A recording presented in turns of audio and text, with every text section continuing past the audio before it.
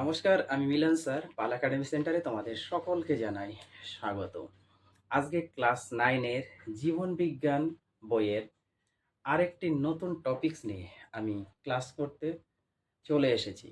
আজকের এই টিউটোরিয়ালে তোমাদের এই লাইফ সায়েন্স বা জীবন বিজ্ঞান বইয়ের যে টপিকসের উপর টিউটোরিয়ালটি শুরু হতে চলেছে সেটি হলো, তোমরা যদি একটু খেয়াল করো তাহলে দেখতে পাবে আমি অলরেডি লিখে রেখেছি ট্যাক্সোনমি।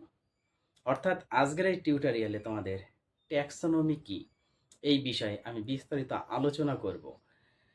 তোমাদের এই যে ট্যাক্সোনমি, এই যে এই অধ্যায় থেকে বিশেষ করে ট্যাক্সোনমির উপর ডিপেন্ড করে তোমাদের একটি কোশ্চেন হয়। আমি প্রায় সেটে তোমাদের আমি দেখেছি যে ট্যাক্সোনমি অ্যাকচুয়ালি কিভাবে কাজ করে, এই কোশ্চেনটি আসে। তো ট্যাক্সোনমি কিভাবে কাজ করে এই বিষয়টি আমি আলোচনা করব। তোমরা ক্লাসটি প্রথম থেকে শুরু করে লাস্ট পর্যন্ত একটু মনোযোগ সহকারে দেখো। এই কোশ্চেনটি আমি আলোচনা করব। এই কোশ্চেনটি আলোচনা করার আগে আমাদের জানতে হবে যে অ্যাকচুয়ালি ট্যাক্সোনমি বিষয়টি কি, এই বিষয়ে আমাদের আগে বুঝতে হবে। দেখো, একটু মনটাকে স্থির করে এবং মাথাটাকে ঠান্ডা করে তোমাদের এই ট্যাক্সোনমি বিষয়টা বুঝতে হবে। এখান থেকে তোমাদের কোশ্চেন তো থাকবেই থাকবে, আরও কিছু শর্ট কোশ্চেন আছে যেটা তোমাদের একটু জানতে হবে এখান থেকে। যাই হোক, এবার আমরা স্টার্ট করি। এই যে ট্যাক্সোনমির আরেকটি নাম আছে যেটা হচ্ছে তোমাদের শ্রেণী বিন্যাস বলা হয়ে থাকে। এখন শ্রেণী বিন্যাস হলো আহ, এই যে জীব জগৎটা আছে, জীব গোষ্ঠীকে অ্যাকচুয়ালি যেটা, এই জীব গোষ্ঠী, এখন জীব গোষ্ঠী আমাদের দু ধরনের হতে পারে। একটা হচ্ছে উদ্ভিদ গোষ্ঠী হতে পারে, আর একটা হচ্ছে প্রাণী গোষ্ঠী হতে পারে। এখন এই যে উদ্ভিদ গোষ্ঠী, এই উদ্ভিদ গোষ্ঠীকে কোন রাজ্যের মধ্যে, কোন পর্বের মধ্যে, কোন শ্রেণীর মধ্যে ভাগ করে রাখা হয়েছে এক একটা প্রজাতিকে, উদ্ভিদের। এবং সেমভাবে প্রাণীর ক্ষেত্রেও প্রাণীর প্রজাতিগুলিকে কোন রাজ্যের মধ্যে, কোন পর্বের মধ্যে, কোন শ্রেণীর মধ্যে আলাদা আলাদাভাবে রাখা হয়েছে। এটা কিন্তু অ্যাকচুয়ালি শ্রেণী যে বিন্যাস, এই বিন্যাসের পার্ট নিয়ে আমি আলোচনা করব তোমাদের পরবর্তী পার্টে। রাজ্য মধ্যে কি কি আছে আমি আলোচনা করব, শ্রেণীর মধ্যে কি কি আছে আলোচনা করব, পর্বের মধ্যে কি কি আছে আমি বিষয়বস্তু সম্পূর্ণ আলোচনা করব, কিন্তু আজকে নয়, পরের পার্টে। আজকে আমরা জানবো ট্যাক্সোনমি অ্যাকচুয়ালিটা কি। দেখো, তোমরা যদি একটু খেয়াল করো তাহলে দেখতে পাচ্ছ যে ট্যাক্সোনমি বা শ্রেণীবিন্যাস, শ্রেণীবিন্যাস কথাটা কিন্তু আমি অ্যাকচুয়ালি ভাঙিয়ে বললাম যে কি হয়, তাই না? সেটা আমি আলোচনা করব। তাহলে শ্রেণীবিন্যাস হলো জীববিজ্ঞানের, এবার জীববিজ্ঞান বলতে আমি বললাম প্রাণীরাও হতে পারে, এবার উদ্ভিদেরও হতে পারে। সেটা হচ্ছে জীববিজ্ঞানের একটি শাখা। তার মানে ট্যাক্সোনমি বা শ্রেণীবিন্যাস হলো জীববিজ্ঞানের একটি শাখা, যা জীবের নামকরণ, ওকে, জীবেদের নামকরণ এবং তাদের শ্রেণী বিন্যাস এবং তাদের ভাগ করতে, শ্রেণীবিন্যাস করার জন্য একটি পদ্ধতি বা প্রক্রিয়া, সেটাই হচ্ছে আমাদের ট্যাক্সোনমি। বোঝা গেছে? এবার এই যে ট্যাক্সোনমি, এই প্রক্রিয়ার মাধ্যমে, তার মানে ট্যাক্সোনমি যে আছে, এই ট্যাক্সোনমির প্রক্রিয়ার মাধ্যমে কি করছে, জীবন্ত যে জীবগুলো আছে, জীবন্ত জীবগুলিকে বিভিন্ন স্তরে যে কথাটা আমি প্রথমেই বললাম, যেমন রাজ্যের মধ্যে রেখেছে, বর্গের মধ্যে রেখেছে, গণের মধ্যে রেখেছে এবং প্রজাতি আরও আছে। আজকে তোমাদের শুধু এতটুকু একটু আমি শর্টে লিখে রেখেছি। এই সবের মধ্যে কি করেছে, শ্রেণীবদ্ধভাবে তাদের রাখা হয়েছে। বোঝা গেল? সেটা হচ্ছে জীববিজ্ঞানকে। এবার জীববিজ্ঞান বলতে উদ্ভিদরাও হতে পারে, প্রাণীরাও হতে পারে, এই দুটো বিষয়। আশা করি তোমার ট্যাক্সোনমি সম্বন্ধে কোনো অসুবিধা নেই। এইবার আসি পরের যে পয়েন্টটা, একটু খেয়াল করো। দেখো, বলেছে ট্যাক্সোনমি নামকরণ করেন। এই যে ট্যাক্সোনমি, এই ট্যাক্সোনমির নামকরণ করেন ফরাসি, ফরাসির বিজ্ঞানী, ফরাসি উদ্ভিদ বিজ্ঞানী। এই দুটো কিন্তু মনে রাখতে হবে।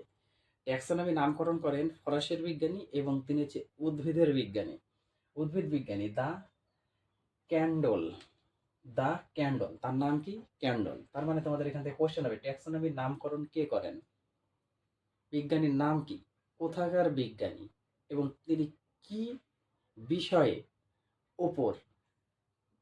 বুঝতে পেরেছ? তার মানে ট্যাক্সোনমি নামকরণ করেন ফরাসি বিজ্ঞানী, কার উপরে? উদ্ভিদ বিজ্ঞানের উপরে, যার নাম দা ক্যান্ডল। কত সালে? 1813 সালে এই ট্যাক্সোনমি কথাটি তিনি ব্যবহার করেছেন। আক্ষরিক অর্থে আক্ষরিক অর্থে এই যে ট্যাক্সোনমি বা শ্রেণীবিন্যাস, সেটা হলো আইনানুগ বিন্যাস। এই কথাটা তোমাদের মনে রাখতে হবে, যে কোশ্চেন করতে পারে আক্ষরিক অর্থে অ্যাকচুয়ালি ট্যাক্সোনমি কি অর্থ, সেটা হচ্ছে আইনানুগ বিন্যাস বলা হয়ে থাকে। এখান থেকে কিন্তু প্রত্যেকটা শর্ট কোশ্চেন তোমাদের একটু নোট করতে হবে। যারা যারা দেখছো তারা একটু খাতা এবং পেন নিয়ে বসো, কারণ তোমাদের এই ট্যাক্সোনমির মধ্যে বিশাল একটা গল্প লেখা আছে। শুধু গল্পটা পড়লে হবে না, ওই গল্প থেকে তোমাদের মেন মেন যে কোশ্চেনগুলা, প্রত্যেকটি পয়েন্টস আমি এখানে লিখে রেখেছি। আমি বলবো, বুঝাবো, এবং তোমরা সেটা সুন্দরভাবে খাতাতে নোট করবা। এবার পরের পার্টে আসি। এই যে ট্যাক্সোনমি, যার আর একটা হচ্ছে শ্রেণীবিন্যাস, তাই না? সেটা আমি লিখেছি শ্রেণীবিন্যাসের বিজ্ঞানসম্মত বিকাশকে। তার মানে এই যে ট্যাক্সোনমি বা শ্রেণীবিন্যাস, এর বিজ্ঞানসম্মত বিকাশকে কয়েকটি পর্যায়ে ভাগ করা হয়েছে। ট্যাক্সোনমি কয়েকটি পর্যায়ে বা ধাপে ধাপে ধাপে ধাপে এসেছে। কিভাবে এসেছে? এক এক সময় এক এক জায়গার বিজ্ঞানী যা বলেছেন সেই বিষয়গুলি আমরা জানব। যেমন দেখো, প্রথম 1 নাম্বার, 2 নাম্বার, 3 নাম্বার, 4 নাম্বার, 4টি ধাপে 4টি পর্যায়ে এসেছে। এবার প্রথম পর্যায়ের মধ্যে কি কি বলেছে সেই বিষয়গুলি একটু লক্ষ্য করো। গ্রিক যুগে প্রথমে আসলে হচ্ছে গ্রিক যুগ, বুঝতে পারলা? এবার গ্রিক যুগে গ্রিক দার্শনিক অ্যারিস্টল কি করেছিল? জীববিজ্ঞান ও প্রাণীবিদ্যার জনক হিসাবে পরিচিত। তার মানে গ্রিক যুগে এই যে গ্রিক দার্শনিক যার নাম হচ্ছে অ্যারিস্টল, তিনি জীববিজ্ঞান ও প্রাণীবিদ্যার জনক হিসাবে পরিচিত। এই কোশ্চেনটা অনেক জায়গাতে তোমরা পাবে। মানে জীববিজ্ঞানের জনককে অথবা প্রাণীবিদ্যার জনককে, সেটা হচ্ছে আমাদের কিন্তু গ্রিক দার্শনিক অ্যারিস্টলকেই বলা হয় জীববিদ্যার এবং প্রাণীবিদ্যার জনক। তিনি দুটোই, বোঝা গেল? অ্যারিস্টল।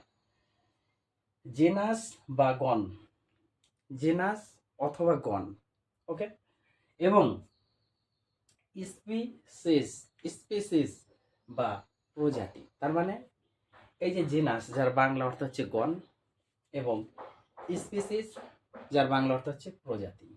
এই যে গণ এবং প্রজাতি, এই যে দুটো,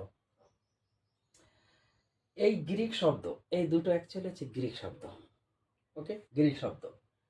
গ্রিক শব্দ দুটি অ্যারিস্টলের ল্যাটিন অনুবাদ। এটা হচ্ছে গ্রিক শব্দ, কিন্তু অ্যারিস্টল কিভাবে এটা করেছে?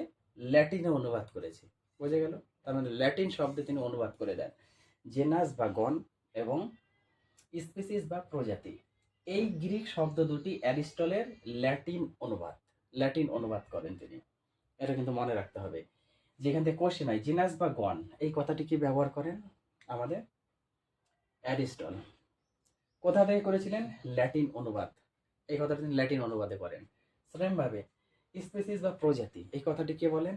সেটা হচ্ছে অ্যারিস্টল। কোথা থেকে? ল্যাটিন অনুবাদ থেকে, ওকে। তারপরে এখানে আরো আছে আমাদের অ্যারিস্টলের অন্যতম শিষ্য। অ্যারিস্টল তো ছিল, তার শিষ্য, অন্যতম একটা শিষ্য যে থিওফ্রেস্টাস। তার শিষ্য নাম হচ্ছে থিওফ্রেস্টাস, ওকে। সেই থিওফ্রেস্টাস তিনি উদ্ভিদ সম্বন্ধে বিশেষ আগ্রহী ছিলেন। তার মানে অ্যারিস্টলের যে শিষ্য ছিল, সেই শিষ্যের নাম হচ্ছে থিওফ্রেস্টাস।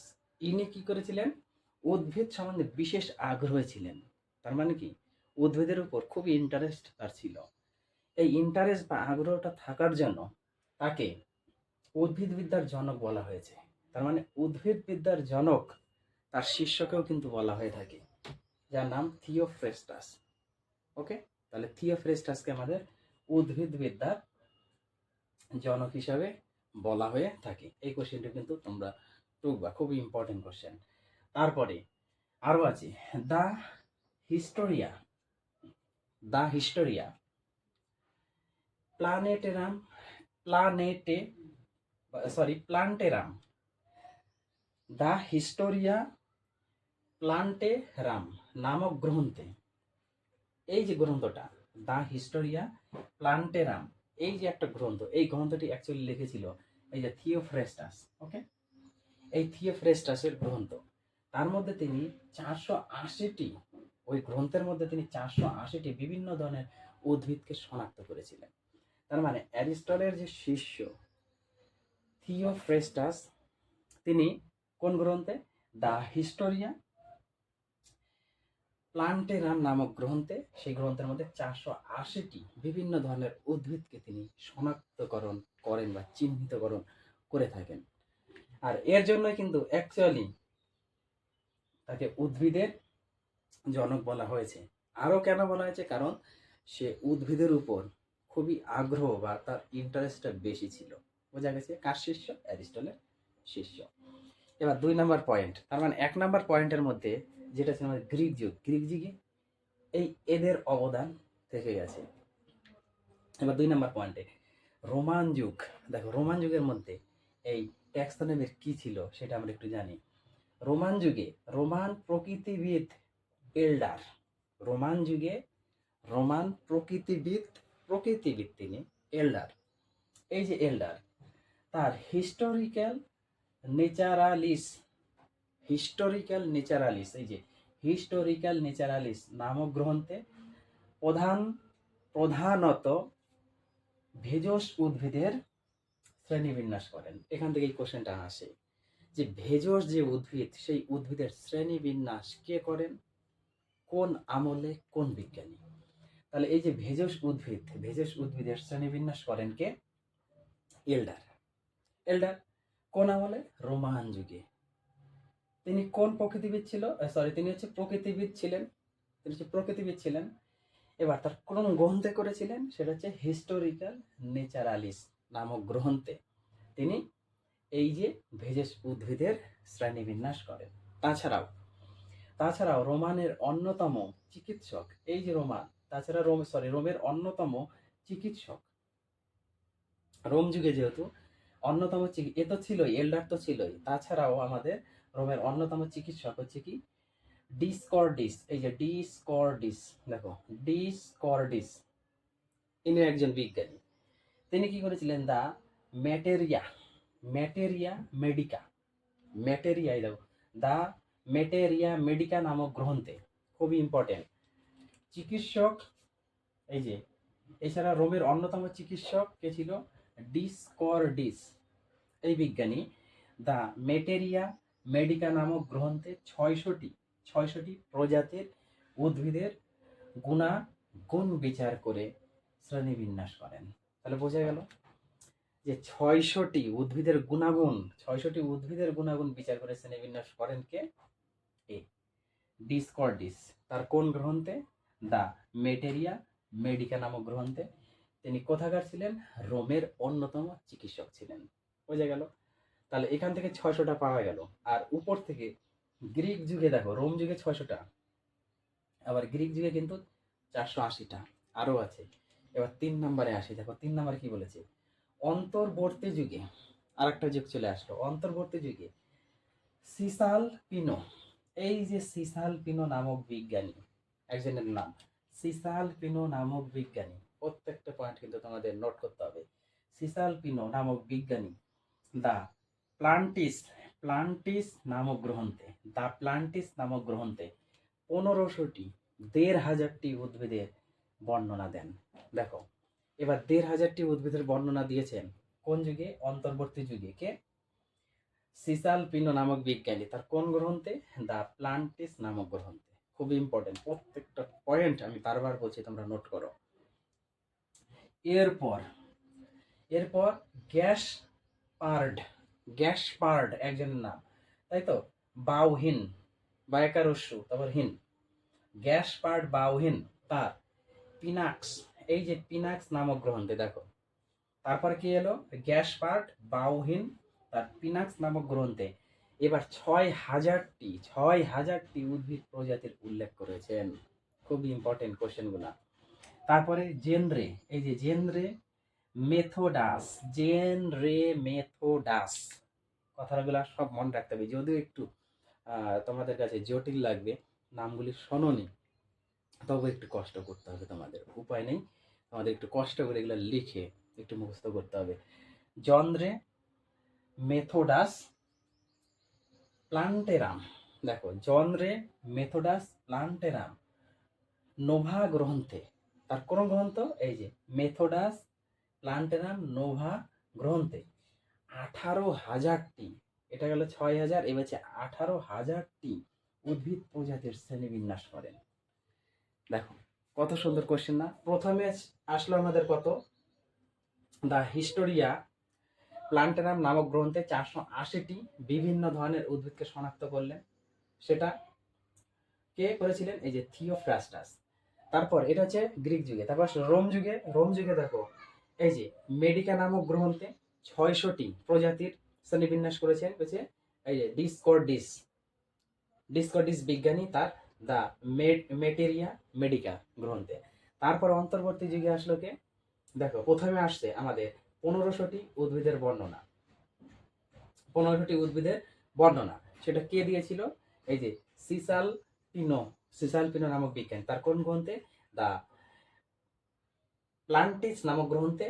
তারপরে এলো হচ্ছে গ্যাসপার্ট বাউহিল, তার পিনাক্স নামক গ্রন্থে 6,000টি উদ্ভিদের উল্লেখ করেছেন। তারপরে আবার এলো জন্দ্রে মেথোডাস প্লান্টেরাম নোডা গ্রন্থে, তিনি 18,000টি উদ্ভিদ প্রজাতির শ্রেণীবিন্যাস করেছেন। এই যে প্রত্যেকটা শর্ট কোশ্চেন, তোমাদের শর্ট কোশ্চেন কিন্তু লিখতে হবে, এখান থেকে থাকে অনেক ধরনের তোমরা পাবা এই ট্যাক্সোনমি থেকে কোশ্চেন, এরকম মাল্টিপল চয়েসের কোশ্চেন আসে।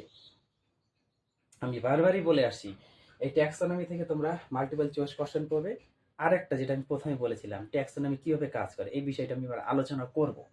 এটা একটু তোমাদের 2 মার্কের হয়তো থাকে, তো এই বিষয়টা আমি বলবো। তার আগে আরেকটা পয়েন্ট আছে, আমরা একটু পড়ে নিই।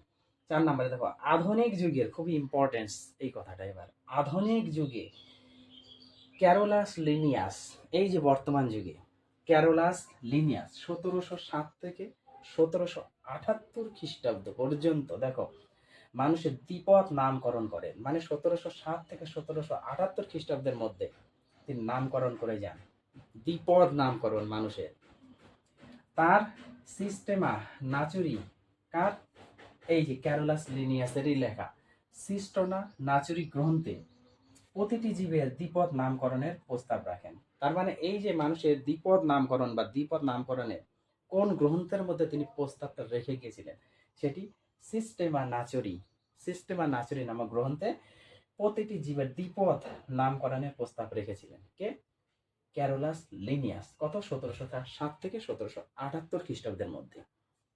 এই যে মানুষের যে দ্বিপদ নামকরণ, শুধু মানুষ প্রজাতি না, উদ্ভিদ প্রজাতিরও তিনি করেছেন। যেমন আমাদের মানুষের বিজ্ঞানসম্মত নাম হচ্ছে হোমোসেপিয়েন্স, এটা তোমরা পড়েছো ছোটবেলাতে, হোমোসেপিয়েন্স। তারপরে তোমাদের আমের আছে ম্যাঙ্গিফেরা ইন্ডিকা, তাই না? এখন কথা হলো, এই যে হোমোসেপিয়েন্স আর একটা হচ্ছে ম্যাঙ্গিফেরা যে ইন্ডিকা, এই দুটোর মধ্যে দুটো জিনিস একটু লক্ষ্য করতে হবে তোমাদের। যে যে ক্যারোলাস লিনিয়াস তিনি এখানে আরেকটু বিষয় বলেছেন কি, মানুষের হোমোসেপিয়েন্স আর আমের যেমন উদ্ভিদের ম্যাঙ্গিফেরা ইন্ডিকা, এর মধ্যে তিনি দুটো জিনিস ভাগ করেছেন। একটা হচ্ছে গণনাম দিয়েছেন, আর একটা হচ্ছে প্রজাতির নাম দিয়েছেন।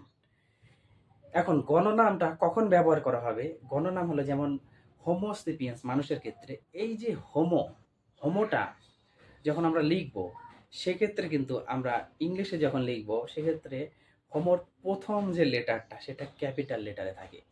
ওকে, এবার ম্যাঙ্গিফেরা ইন্ডিকার ক্ষেত্রে ম্যাঙ্গিফেরাতে এমটা থাকবে যে ক্যাপিটাল লেটারে। এই যে ক্যাপিটাল লেটার, প্রথম যে ওয়ার্ডের প্রথম বর্ণ, এই ক্যাপিটাল লেটারটাকে বলা হবে, যেটা হচ্ছে আমাদের ক্যারোলাস লিনিয়াস বলেছেন, সেটাকে বলেছেন অ্যাকচুয়ালি গণনাম হিসাবে তিনি চিহ্নিত করেছেন। এটা বাধ্যতামূলক, তিনি বলেছেন এটা বাধ্যতামূলক দিতে হবে, করতেই হবে।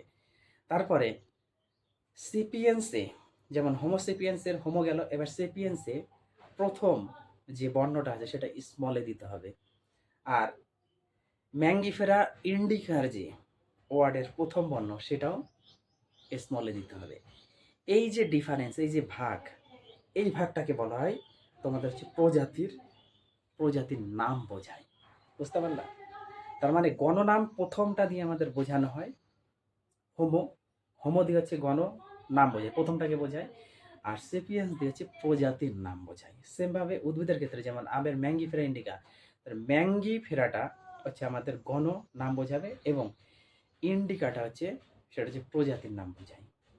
এবার প্রথমটা হচ্ছে বড়, বড় হাতে রাখতে হবে, মানে প্রথম বর্ণটা সেটা হচ্ছে গণ নামের মধ্যে, আর ছোটটা হচ্ছে আমাদের প্রজাতি নামের মধ্যে বোঝাবে। তিনি এটা বাধ্যতামূলক বলেছেন, এটা করতে হবে। কে? আমাদের ক্যারোলাস লিনিয়াস। ওকে, এখন যে কোশ্চেনটা আমরা আসব, আমি প্রথমে স্টার্টিং এর শুরুতেই বলেছিলাম যে ট্যাক্সোনমি অ্যাকচুয়ালি তোমাদের কিভাবে কাজ করে এই বিষয়টা একটু তোমাদের অ্যাকচুয়ালি বুঝতে হবে। দেখো, ট্যাক্সোনমি, এই যে ট্যাক্সোনমি বিদরা, অ্যাকচুয়ালি ট্যাক্সোনমি বিদরা যেসব বিজ্ঞানীরা আছে, হ্যাঁ, কি করেছিলেন, প্রথমে যে জীব, আমাদের যে জীব, প্রাণী জগৎ, উদ্ভিদ জগৎ, তাই না, এটা, এই জীবের বিভিন্ন বৈশিষ্ট্য, তার মানে কি ট্যাক্সোনমি বিদরা প্রথমে জীবের বিভিন্ন বৈশিষ্ট্য, এবার জীবের বিভিন্ন ধরনের বৈশিষ্ট্য, কোন কোন ধরনের বৈশিষ্ট্য হতে পারে সেটা একটু জানো। বৈশিষ্ট্যের মধ্যে যেমন জীবেদের শারীরিক গঠনটা, ওকে, শারীরিক গঠন হতে পারে, তারপরে জিনগত গঠন হতে পারে, এবং বিবর্তন, তাই তো, বিবর্তনীয় একটা সম্পর্ক, এই জিনিসটাকে সেই গণিত বিজ্ঞানীবিদরা কি করেছিল, চিহ্নিত করেন প্রথমে জীবেদের মধ্যে। তারপর তারা এই যে বৈশিষ্ট্যগুলা, যে যে বৈশিষ্ট্য কথা আমি বললাম, যেমন শারীরিক গঠন, জিনগত গঠন এবং বিবর্তনীয় যে সম্পর্ক, এইগুলা কি করলো, তারপরে তারা এই যে একটা বৈশিষ্ট্য, সেই বৈশিষ্ট্যগুলোর উপর ভিত্তি করে, এইসব বৈশিষ্ট্যের উপর ভিত্তি করে তারা কি করেছে, জীবগুলিকে বিভিন্ন শ্রেণীতে, জীব হোক প্রাণী হোক, বিভিন্ন শ্রেণীতে বিভক্ত করেছে। এই বিভক্ত করাটার প্রক্রিয়াটাই হচ্ছে আমাদের ট্যাক্সোনমির অ্যাকচুয়ালি কাজ হিসাবে ধরা হয়। ওকে, আর এই ট্যাক্সোনমি এইভাবে কাজ করে, তার মানে কোনো একটা উদ্ভিদ জগৎ হতে পারে, উদ্ভিদ প্রজাতি, আর কোনো একটা প্রাণী প্রজাতি, এই দুটো প্রজাতিকে যখন আলাদা আলাদাভাবে তারা রেখেছে, রেখে যে কাজ করেছে, সেটাই হচ্ছে ট্যাক্সোনমির অ্যাকচুয়ালি কাজ বোঝায়। এই যে কোশ্চেনটা, এই কোশ্চেনটা ইম্পর্টেন্ট, তোমরা একটু লিখবা, আমি যে কথাটা বললাম সেই কথাটাই তোমরা লিখবা, এর থেকে বাইরে কিছু লিখতে যাবে না।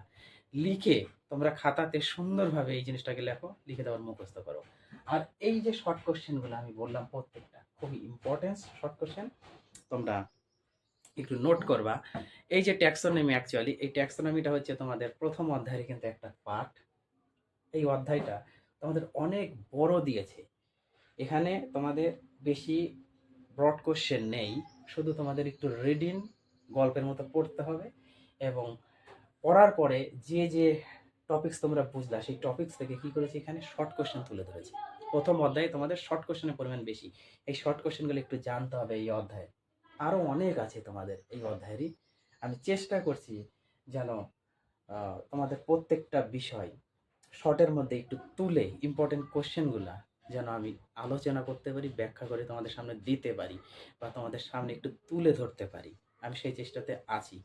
আর যতটা তাড়াতাড়ি পারি আমি তোমাদের এই অধ্যায়টা একটু শেষ করার চেষ্টাতে আমি আছি, এবং চেষ্টা চালিয়ে যাচ্ছি, কারণ এই অধ্যায়টা শুধু এই ধরনের কোশ্চেনই তোমরা পাবে।